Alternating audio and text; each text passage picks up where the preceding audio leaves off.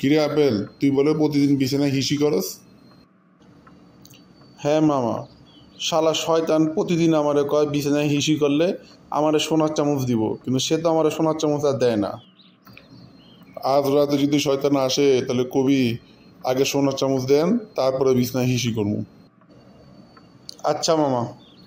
Next day. কিরে, সোনার চামচ দিছে তোরে? শয়তান আসলো, আমি তারে জিগাইলাম আগে সোনার চামচ দাও, তারপরে বিছানায় হিসু করবো। শয়তান কইলো আমার কাছে তো সোনার চামচ নাই, চলো রাধার বাসায় যাই, রাধার বাসার থেকে সোনার চামচ নিয়ে আসি। তার কথা মতো তার লগে গেলাম, রাধার বাসার থেকে সোনার চামচ যেই চুরি করতে নিব এই সময় রাজা আমগরে দেখে ফেললো। আমরা দিলাম দৌড়, আমগো পিছনে পিছনে রাধাও দিল দৌড়। দৌড়াইতে দৌড়াইতে আমার সামনে পড়লো শয়তান, শয়তানটা দেখে আমি উঠে গেলাম গাছে। গাছে যেই উঠতে নিব রাধা আমার 2 পা ধরে দিল টান। তা আমি শয়তানরে কই এখন আমি কি করবো? তো শয়তান কয় রাধার মুখ বেড়ায় যে হাগু করে। তো দিলাম রাধার মুখ বেড়ায় হাগু করে। তো ঘুম থেকে উঠি দেখি আমি বিছানায় পুরো হাগু করে দিলাম।